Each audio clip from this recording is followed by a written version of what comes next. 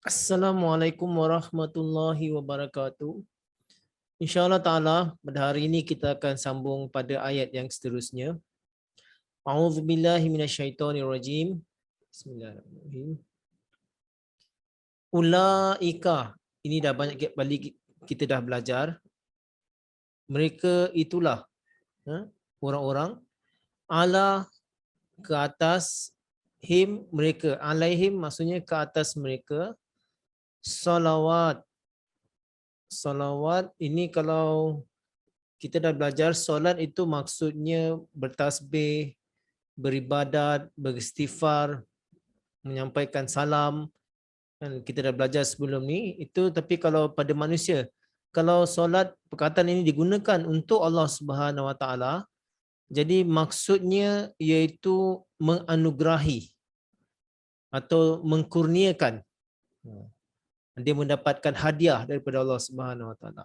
Min dari Rabb Tuhan, him mereka, Rabbihim daripada Tuhan mereka, wa dan rahmah dan rahmatnya, wa dan ulaika mereka itulah orang-orang yang hum mereka al-muhtadun orang-orang yang diberikan petunjuk, yang mendapat petunjuk. Jadi terjemahannya yang mudah, ulaika alaihim salawatum mir rabbihim wa rahmah. Mereka itulah orang-orang yang di atas mereka mendapat kurnia atau mendapat anugerah daripada Tuhan mereka serta rahmatnya. Wa ulaika humul muhtadun, dan mereka itulah orang-orang yang mendapat petunjuk. Jadi ini sambungan daripada ayat yang semalam kita belajar, iaitu orang-orang yang bersabar atas segala kesusahan, kepayahan, musibah yang menimpa mereka, lalu mereka menyatakan innalillahi wa inna ilaihi rajiun. Jadi inilah untuk orang-orang yang sabar, yang istiqamah tadi, Allah Ta'ala mahu menganugerahkan mereka. Jadi ulaika alaihim salawatum mir rabbihim. Orang-orang itulah yang akan mendapat anugerah pada sisi Tuhannya, wa rahmah, dan mendapat ganjaran, mendapat rahmah daripada Allah Subhanahu Wa Taala. Jadi inilah kita lihat bagaimana kesabaran orang-orang ini, dan akhirnya mereka layak mendapat anugerah daripada Allah Subhanahu Wa Taala. Jadi contohnya orang-orang yang melakukan pekerjaan-pekerjaan di jalan Allah Subhanahu Wa Taala, dan pekerjaan-pekerjaan mereka itu berbekas, dan banyak orang mendapat faedah daripada pekerjaan-pekerjaan mereka, dan kebaikan-kebaikan itu berkembang, dan orang tidak dapat mengatakan tidak, orang terpaksa memuji dan orang-orang yang pernah berjasa, yang banyak berjasa kepada agama, dan jasa-jasa mereka itu ditinggalkan dan orang mengambil faedah, mengambil contoh daripada usaha-usaha mereka. Jadi nama mereka akan sentiasa dikenang. Jadi orang-orang inilah yang sabar tadi kita katakan, yang mengatakan innalillahi wa inna ilaihi rajiun, yang sabar istiqamah, dan dia mendapatkan ganjaran di sisi Allah Subhanahu Wa Taala di dunia dan di akhirat. Nanti saya terangkan.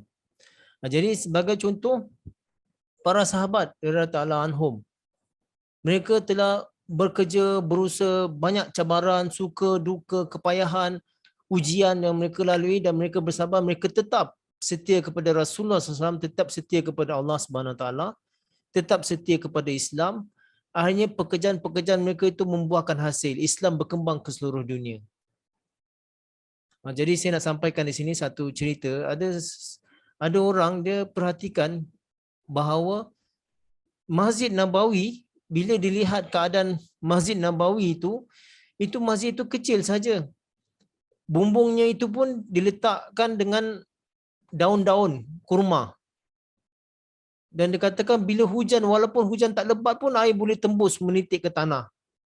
Dan boleh jadi lecak walaupun hujan tak lebat pun. Apatah lagi kalau hujan lebat, lagilah lecak di dalamnya. Tetapi bila orang datang, pergi ke masjid itu, mereka mendengar apa yang orang-orang Islam ni bicarakan dalam masjid ini. Tapi bila diperhatikan, rupanya mereka membicarakan bagaimana untuk menundukkan atau mengalahkan Kisra dengan Kaisar. Jadi mereka bercerita tentang perkara yang besar. Tetapi dalam tempat yang sangat daif seperti itu waktu itu. Tak dapat dibayangkan bagaimana tempat yang seperti ini bercerita untuk mengalahkan kerajaan Rom. Kerajaan Persia yang sangat besar pada waktu itu. Yang sebuah penjajah. Mempunyai empire yang besar. Tetapi mereka bercerita bagaimana nak kalahkan Kaisar dengan Kisra. Beberapa tahun selepas itu, dan itu yang terjadi. Kerajaan Rom dan kerajaan Persia telah dihancurkan oleh Islam. Jadi inilah perjuangan mereka itu, orang-orang yang bersabar tadi, yang bersemangat tadi, mereka berjuang untuk memenangkan Islam. Jadi jasa mereka sangat dikenang. Jadi inilah yang dikatakan ulaika alaihim salawatun, yang mendapat anugerah daripada Allah Subhanahu Wa Taala. Kalau anugerah daripada Allah Subhanahu Wa Taala, itu satu anugerah yang sangat luar biasa. Apatah lagi dengan rahmatnya.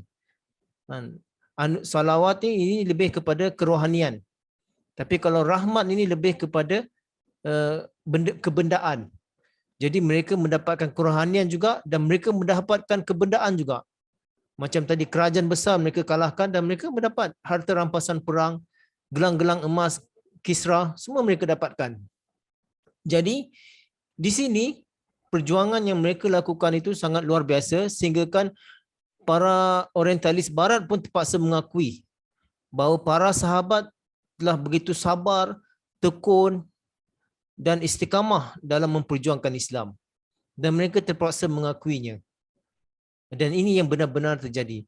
Jadi orang-orang yang sabar tadi seperti yang kita bicarakan sebelum ini, yang mengatakan innalillahi wa inna ilaihi rajiun, atas apa-apa pun kesusahan kepayahan mereka tetap yakin, sabar kepada Allah SWT, tetap teguh, tidak meninggalkan Allah SWT, mereka lah yang akan mendapatkan anugerah daripada Allah SWT.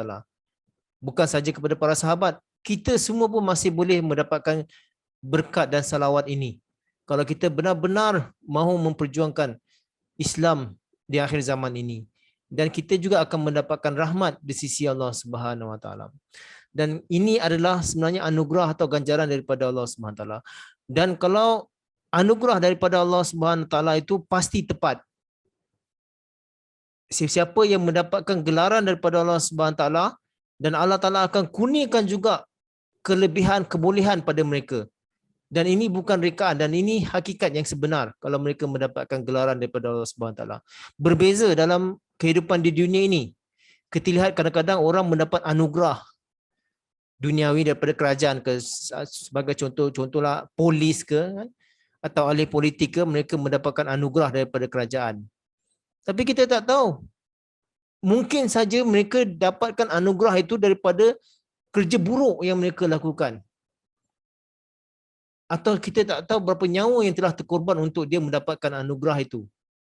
Atau berapa banyak rasuah yang telah diberikan untuk mendapatkan anugerah itu, gelaran itu. Tetapi kalau anugerah atau gelaran daripada Allah Subhanahu Wa Taala, itu pasti yang sebenar, yang hakikat, yang di mana Allah Taala sediakan kelebihan, kebolehan, kemahiran ada pada seseorang itu yang layak dia mendapatkannya.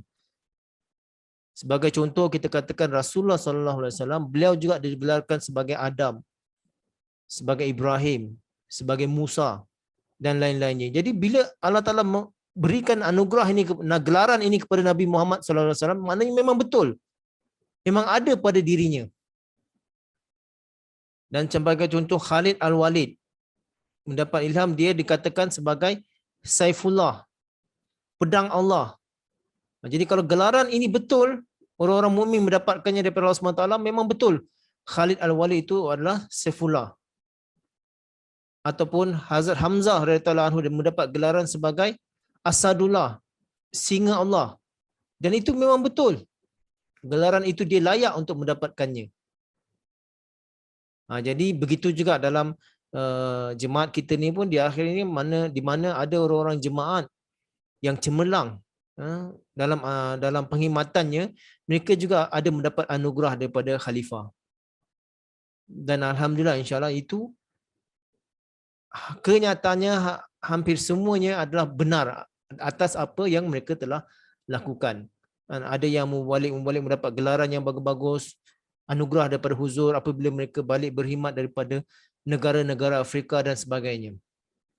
Jadi inilah orang-orang yang sabar tadi yang menyatakan innalillahi wa inna ilaihi rajiun, mereka itulah akan mendapat anugerah dan rahmat daripada Allah Subhanahu wa taala. Wa ulaika humul muhtadun, dan mereka itulah orang-orang yang mendapat petunjuk. Bila dikatakan orang-orang yang mendapat petunjuk, bahawa orang-orang yang sabar tadi, apa saja masalah yang mereka hadapi, mereka sentiasa mendapat petunjuk daripada Allah SWT untuk terus bersabar, untuk terus bertahan dan terus kekal dalam keimanan mereka. Jadi keimanan mereka itu semakin bertambah. Mereka tidak luntur, tidak mundur. Itu satu. Kedua, wa ulaika humul muhtadun, maksudnya orang-orang yang sabar tadi, jadi kerana kesabaran mereka menghadapi segala cubaan, segala masalah, Allah Ta'ala akan tunjukkan mereka jalan penyelesaiannya. Jadi mereka pasti satu hari akan berjaya menyelesaikan masalahnya dan akan meraih kejayaan. Ini yang dikatakan wa ulaika humul muhtadun. Dan saya dah ajarkan sebelum ini juga bahawa ujian itu bukannya selamanya. Ujian itu hanya bersifat sementara, ingin mengenal pasti sama ada kita layak ataupun tidak layak untuk dianugerahi rahmat daripada Allah Subhanahu wa taala. Jadi itu yang kedua. Yang ketiga, wa ulaika humul muhtadun, maksudnya ialah orang-orang yang sabar tadi yang mengatakan innalillahi wa inna ilaihi rajiun, apabila mereka tetap bersabar, tidak berkeluh kesah, tidak menunjukkan kemunduran dari segi keimanan mereka, jadi Allah Ta'ala sendiri di singgah sana Allah SWT itu sendiri bergoyang. Apa yang perlu dikurniakan, apa yang perlu dihadiahkan untuk orang yang seperti ini, yang bersabar di atas jalan Allah Subhanahu Wa Ta'ala. Segala kesusahan, kepayahan, hujan, ribut, panas, ancaman, kehormatan, bunuh, terbakar, apa semua, mereka tetap bersabar. Jadi Allah Ta'ala di singgah sananya pun bergegar memikirkan apa yang sebaiknya untuk orang-orang yang seperti ini. Anugerah apa yang akan aku berikan mereka di akhirat nanti. Jadi mereka sentiasa mendapat perlindungan dan petunjuk daripada Allah SWT sampai ke akhir hayat mereka. Itu sebab itu disebutkan wa ulaika humul muhtadun. Baiklah, kita sambung pada ayat seterusnya. Inna, sesungguhnya, as-safa, safa ini maksudnya gunung yang berbatu-batu, yang tidak ada pasir atau tanah di atasnya dan tidak ada rumput pun di atasnya, itu maksudnya safa. Dan safa juga adalah gunung atau bukit yang berada di sekitar Mekah pada waktu itu. Wal marwah, wa dan al marwah. Marwah ini maksudnya gunung atau bukit yang kecil tapi dia mempunyai batu-batu yang tajam, yang bercahaya, berkilat. Itu dikatakan marwah. Dan marwah juga adalah salah satu nama bukit yang ada di Mekah. Jadi ayat ini maksudkan Safa wa Marwah ini adalah dua buah bukit yang berada di Mekah, berhampiran dengan Baitullah, dengan Kaabah. Min dari sya'air, ini jamak daripada sya'air, maksudnya itu tanda-tanda atau ayat-ayat. Min sya'airillah, daripada tanda-tanda Allah. Salah satu daripada tanda kebesaran Allah Subhanahu Wa Taala. Fa, maka, man, barang siapa, hajja, ini hajjun ini maksudnya, haj itu maksudnya mempunyai keinginan. Tapi dari segi istilah, haj itu maksudnya ibadah haji yang dikerjakan di Mekah pada waktu musim haji. Itulah maksud haji. Hajjal bait, menggunakan haji di bait, di al-bait ini maksudnya di Baitullah lah. Ini ada isim ta'rif, alif lam ta'rif, ini maksudnya khas untuk Mekah, al-bait, rumah itu. Au i'tamara. I'tamara ini maksudnya, kalau orang Arab mengatakan i'tamaral makan, maknanya rumah itu diziarahi kerana di rumah itu ada orang suci yang mereka ingin mendapatkan berkat atau pelajaran daripada tempat itu. Itu dikatakan i'tamara. Awik tamara. I'tamara. Jadi di sini i'tamara maksudnya kita melawat yang Safa dan Marwah itu kita anggap sebagai adalah tempat yang berberkat, tempat yang suci. Kalau kata kita walaupun kita tak pergi haji kan, tapi kita pergi ke Mekah, jadi ini i'tamara, kita pergi juga Safa dengan Marwah. Fa maka la tidaklah, junahun. Junah maksudnya dari janaha. Janaha maksudnya iaitu mala. Ya mala tu maknanya dia tunduk. Jadi janah pun maksudnya itu kepak ataupun bahu. Jadi itu yang menunduk. Jadi janah pun maksudnya dosa juga, iaitu orang-orang yang tunduk kepada dosa-dosa. Fala janaha alaihi, tidak, maka tidak ada dosa ke atasnya. Alaihi, ke atasnya. An, untuk yatawafa. Ini daripada tawaf. Tawaf maknanya mengelilingi. Tapi di sini tawafa bukannya maksudnya mengelilingi Safa dan Marwah itu. Maksudnya tawaf ni maknanya datang berkali-kali, berkunjung berkali-kali. Itu maksudnya ayat tawafa bi dengan hima keduanya. Iaitu Safa dan Marwah tadi maksudnya bukanlah kita tawaf, tapi kita maksudnya kita datang berkunjung berkali-kali. Nanti saya terangkan tafsirnya. Wa dan man, barang siapa tatawwa'a.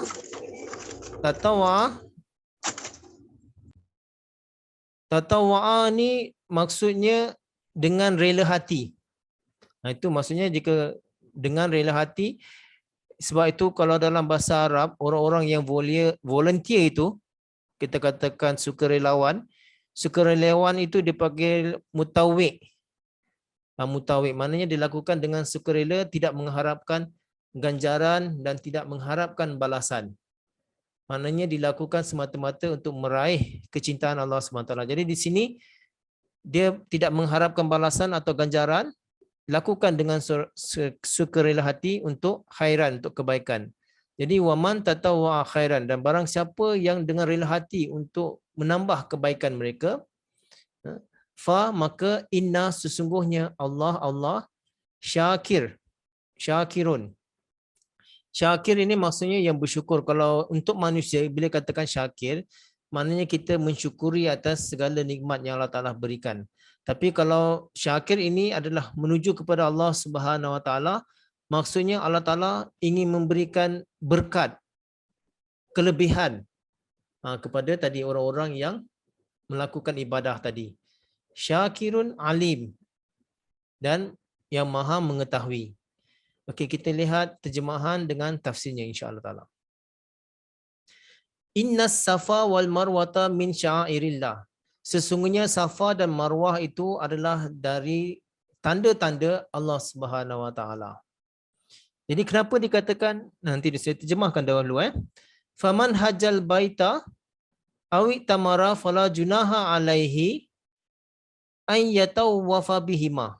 Maksudnya, dan barang siapa yang menunaikan haji di Baitullah atau menziarahinya, datang tadi kita cakap menziarahinya, maka tidak ada salah atau tidak ada dosanya ke atas mereka untuk mengunjungi kedua-duanya, Safa dengan Marwah tadi. Nanti saya terangkan tafsirnya. Waman tatawwa khairan, dan barang siapa yang melakukan kebaikan dengan kerelaan hatinya, fa innallaha syakirun alim, maka sesungguhnya Allah Taala itu maha mengetahui kebaikan-kebaikan mereka. Mengetahui akan anugerah-anugerah yang akan diberikan kepada mereka. Okey, baiklah. Inna safa wal marwata min sya'airillah. Sesungguhnya Safa dan Marwah itu adalah tanda-tanda daripada Allah Subhanahu Wa Taala. Jadi kita dah bicarakan sebelum ini tentang orang-orang yang sabar tadi, yang mengatakan innalillahi wa inna ilaihi raji'un. Dan apa-apa pun kesusahan, kepayahan yang tadi kita dah terangkan banyak, jadi mereka tetap yakin bahawa semua ini adalah amanah daripada Allah Subhanahu Wa Taala. Dan mereka lakukan semuanya adalah semata-mata untuk meraih keredaan Allah Subhanahu Wa Taala dan mereka tetap yakin kepada Allah Subhanahu Wa Taala. Jadi di sini Allah Taala mengajak kita, menasihatkan kita untuk mengenang balik peristiwa Safa dan Marwah. Apa yang terjadi di Safa dan Marwah? Kita kenang kembali di sini, Allah Taala mengajak kita kenang kembali peristiwa ini. Iaitu di mana Hazrat Hajrah alaihissalam bersama anaknya Ismail alaihissalam ketika ditinggalkan oleh suaminya seorang nabi besar iaitu Ibrahim alaihissalam.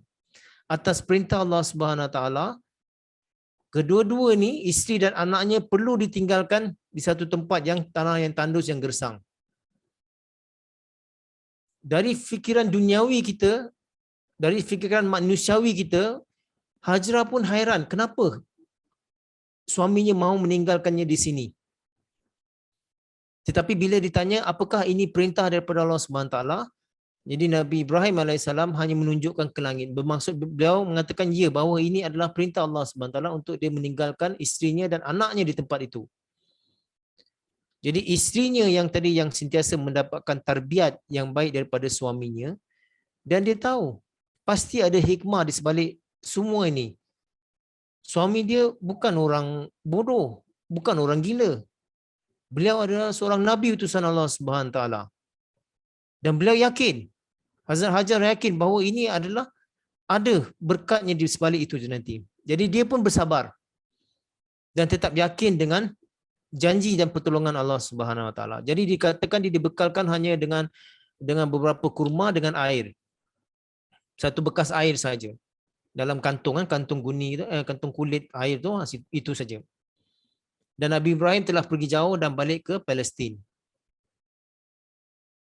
Jadi ketika makanan dah habis, air dah habis, Hajrah dia tahu bahawa Allah Taala akan membawa sesuatu, tapi dari segi manusiawi dia nak lihat bagaimana pekerjaan Allah Subhanahu Taala itu. Bagaimana janji ini akan sempurna. Bila anaknya Ismail alaihissalam masih kecil pada waktu itu menangis-nangis, kehausan, kelaparan. Jadi dari segi sifat keibuannya ingin menyelamatkan anaknya. Jadi dia berlari ke Safa, bermula daripada Safa, melihat kalau di sebalik sana dari atas bukit ni dia boleh nampak kalau katalah ada orang-orang datang berjalan berlalu di situ atau sesiapa yang lalu di situ. Bila sampai di sana tidak ada. Berlari pergi ke Marwah pula, satu bukit sana, melihat ke arah sana. Kalau boleh nampak ada pedagang ke orang datang, gerombongan orang ke lalu di situ, lalu dia boleh dipanggil. Pun tidak ada juga. Jadi berlari antara Safa dan Marwah kerana sifat keibuannya tadi, sifat manusiawi tadi, memang dia ingin lihat bagaimana pertolongan Allah Subhanahu Wa Taala itu. Bukan dia putus asa, bukan, tapi dia ingin melihat sebagai manusiawi. Jadi dikatakan setelah 7 kali antara Safa dan Marwah, barulah di tempat yang Hazrat Ismail menghentak-hentak menggesek-gesekkan kakinya di pasir tu, di tanah tu, maka di situ terkeluarlah, terpancar mata air Zam-Zam. Jadi bila dah ada air di situ, jadi mereka boleh minum. Jadi bila ada pedagang-pedagang lalu di situ, mereka yang berpuluh-puluh tahun sebelum ini berdagang tak pernah ada air di situ. Mereka tahu laluan ni memang tak pernah ada air. Tapi satu hari mereka dapat nampak bahawa di situ ada air. Dan ini tradisi orang Arab, kalau siapa yang jumpa mata air, siapa yang menjumpa telaga, dia adalah pemilik telaga itu. Jadi siapa-siapa yang ingin mengambil air telaga itu, mereka perlu memberikan wang atau memberikan ganjaran atau perlu memberikan hadiah. Jadi bila ada pedagang-pedagang lalu, mereka ingin mengambil air di situ dan air sangat berharga kalau di padang pasir. Kadang-kadang air ini boleh jadi lebih mahal lagi daripada emas. Jadi bila pedagang-pedagang ni datang mengambil air, jadi mereka akan berikan kepada Hajrah dengan Ismail dan mereka menganggap bahawa Hajrah ini seolah-olah macam puteri, pilihan Tuhan. Kerana selama ini berpuluh-puluh tahun mereka lalu tak pernah ada air di sini. Jadi kemudian adalah satu kelompok orang Badui minta izin kepada Hajrah untuk membuat penempatan di situ, untuk membuat kemah di situ. Jadi Hajrah pun benarkan. Jadilah satu kelompok kecil orang di situ. Jadi ini secara ringkasnya dan seterusnya. Jadi ingin disampaikan di sini bahawa dengan kurnia air mata Zamzam tadi, maka lihat keimanan pun tingkat, melihat tanda kebesaran Allah SWT itu sempurna, janji Allah SWT itu sempurna. Kemudian dia dapatkan duniawi juga. Barang-barang duniawi pun dia dapatkan juga. Jadi ini dikatakan tadi ni, salatun warahmah. Untuk orang-orang yang benar yakin kepada Allah Subhanahu Wa Taala. Jadi sebab itu Allah Taala mengajak kita kenang peristiwa ini Safa Marwah, bagaimana pengorbanan Hajrah dengan Ismail. Jadi kita perlu kenang peristiwa yang sabar yang seperti inilah, barulah kita akan mendapatkan salawatun warahmah daripada Allah Subhanahu Wa Taala. Ini Allah Taala mengajak, nasihat kita orang-orang yang beriman, kalau kamu mau berjuang untuk Allah Subhanahu Wa Taala, ingat peristiwa ini. Dan buatlah seperti yang di atas tadi yang diajarkan. Baiklah, faman hajjal baita aw tamara fala junaha alaihi an yatawaffa bihima. Dan barang siapa yang menunaikan haji di Baitullah dan menzarahinya atau ketika umrah, kita umrah, kita ziarahkan, kita buat umrah, fala junaha alaihi an yatawaffa bihima. Tidak ada dosa untuk kita membuat lawatan ke Safa dan Marwah. Jadi di sini kenapa dikatakan fala junaha alaihi? Kerana tidak ada dosa dalamnya. Kerana dulu sebelum Islam lagi, orang-orang Ansar daripada Madinah, bila mereka pergi haji ke Mekah, di sana ada satu, berdekatan dengan Safa Marwah, ada satu berhala yang dikatakan Manat. Jadi mereka selalu mengenakan pakaian ihram di sana. Di zaman itulah, zaman sebelum Islam. Jadi bagi pendapat mereka bahawa untuk melakukan sa'i dan Safa dan Marwah itu tak boleh, berdosa bagi mereka kalau di musim haji. Jadi bila mereka masuk Islam, mereka bertanyakan kepada Rasulullah SAW bagaimana tentang hal ini. Sebelum ini mereka menganggap berdosa kalau musim haji mereka melakukan sa'i Safa dan Marwah. Maka turunlah ayat ini. Fala junaha alaihi an yatawaffa bihima. Maka tidak ada dosa untuk melakukan kunjungan di sana antara keduanya. Jadi menurut Imam Syafi'i dan Imam Malik, bahawa sa'i di Safa dan Marwah ini adalah bahagian daripada rukun haji. Memang perlu kita buat. Tapi sebelum Islam orang menganggapnya dosa, tapi bila dah Islam, ini adalah satu bahagian daripada rukun Islam dalam ibadah haji. Mereka perlu buat. Dan satu lagi, ada salah seorang anak saudara kepada Hazrat Aisyah radhiyallahu anha bertanya, dia kata kalau menurut ayat ini fala junaha alaihi ayatawaffa bihima, maknanya kita perkara sa'i ini tidak wajib. Boleh kita lakukan atau boleh kita tak lakukan, tak ada masalah, tidak ada dosa dalamnya. Namun Hazrat Aisyah radhiyallahu anha menjawab bahawa kalau kata maksud kamu seperti itu, salah. Katanya kalau maksud kamu seperti itu, ayat ini bukan berbunyi seperti ini. Ayat ini akan berbunyi la junaha alaihi alla yatawaffa bihima. Maksudnya tidak ada dosa atasnya jika kamu tidak mengunjung di antara keduanya. Jadi dan Hazrat Aisyah radhiyallahu anha melanjutkan lagi bahawa ini adalah sunnah daripada Rasulullah sallallahu alaihi wasallam. Ketika Rasulullah sallallahu alaihi wasallam mengerjakan ibadah haji, beliau sallallahu alaihi wasallam juga melakukan sa'i di Safa dan Marwah.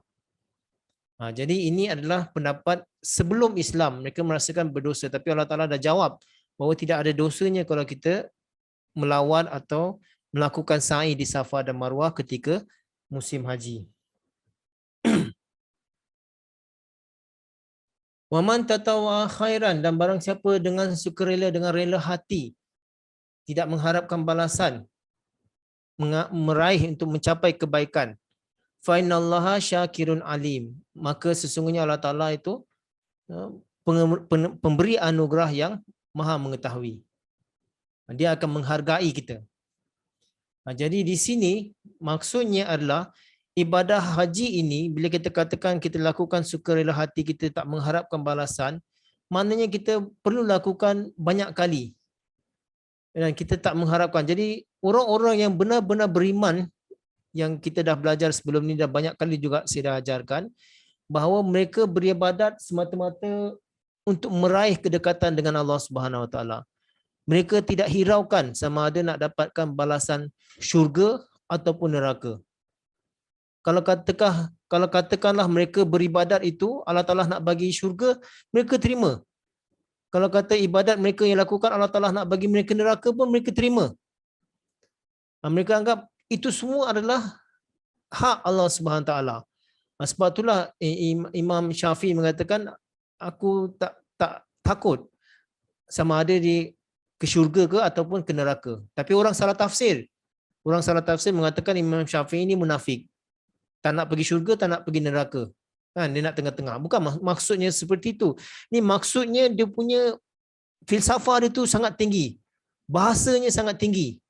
Bahawa dia lakukan semuanya kerana Allah SWT dan Allah Ta'ala nak berikan apa-apa pun dia rela. Dia akan berpuas hati.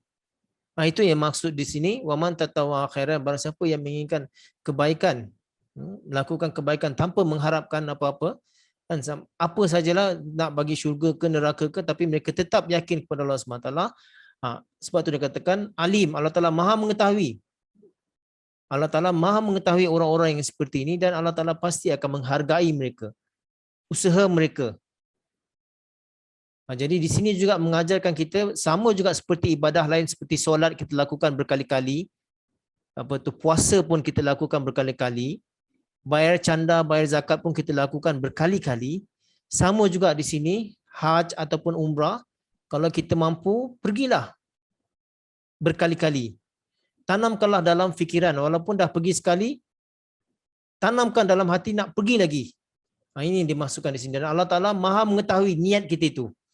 Sama ada niat kita itu nak bersombong ke, bermegah-megah ke kerana kita dah pergi haji beberapa kali atau umrah beberapa kali, atau niat kita betul untuk meraih kedekatan.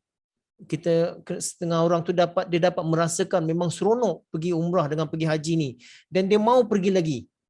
Sebab dia dapat rasakan bahawa doa-doa sewaktu musim umrah dengan haji ini dia punya timbangan dia terasa berat apabila kita berdoa di rumah sendiri atau di negara sendiri. Tapi kalau kita melawat tempat-tempat ini, Baitullah ini, di mana tempat pernah dijejaki Nabi Muhammad SAW, jadi kita akan dapat rasa betapa beratnya doa-doa kita itu. Inilah yang digambarkan Allah Ta'ala untuk orang-orang yang seperti itu. Allah Ta'ala syakirun alim, Allah Ta'ala akan menghargainya, Allah Ta'ala mengetahui niat suci mereka itu. Jadi baiklah tuan-tuan dan puan-puan, jazakumullah saya ucapkan atas perhatian. Dan saya suka nanti kalau ada siapa nak tanyakan soalan atau kalau siapa pun ingin tambah, dipersilakan. Untuk hari ini, wabillahi taufiq wal hidayah. Assalamualaikum warahmatullahi wabarakatuh.